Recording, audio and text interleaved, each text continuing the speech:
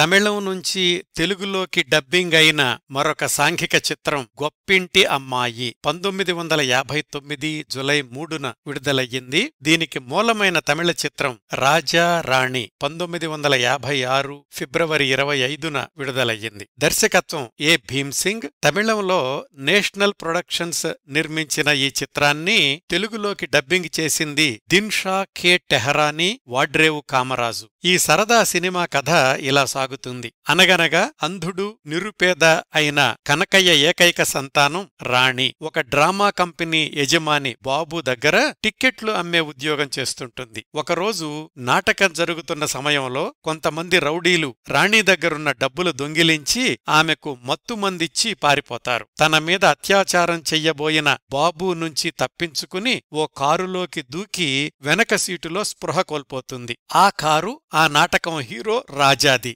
అతడికి రాణి ఎవరో తెలీదు. జరిగిన సంఘటనల గురించి కూడా తెలియని రాజా ఇంటికెళ్ళాక వెనక సీట్లో ఉన్న రాణిని చూసి ఆశ్చర్యపోతాడు. అప్పుడే ఒక ధనవంతుడి కూతురు లీల ఇంటి నుంచి తప్పించుకుంది అనే వార్త చూస్తాడు. తన కారులో ఉన్న అమ్మాయి లేలే అనుకుంటాడు. రాణి కూడా లీలగా నటిస్తూ రాజా స్థాపించిన నాటక సంస్థలో వేషాలేస్తుంది. రాజా రాణి ప్రేమించుకుంటారు. మొదటి నాటక కంపెనీ యజమాని బాబు వీళ్లని విడదీయాలని చూస్తుంటాడు. రాజా సోక్రటీస్ నాటకం వేసేటప్పుడు నిజం విషం ఇస్తాడు బాబు. చివరికి రాజా రాణి ఎలా ఏకమయ్యారు అనేది మిగతా కథ. డబ్బింగ్ చిత్రానికి మాటలు పాటలు రాసింది ప్రముఖ కవి బైరాగి, సంగీతం టివి రాజు. ఈ చిత్రంలో ప్రధాన పాత్రలు రాజాగా శివాజీ గణేశన్, రాణిగా పద్మిని, బాబుగా ఎస్ఎస్ రాజేంద్రన్ నటిస్తే మరికొన్ని పాత్రల్లో రాజసులోచన, ఎన్ఎస్ కృష్ణన్, టిఏ మధురం మొదలైన వారు కనిపిస్తారు.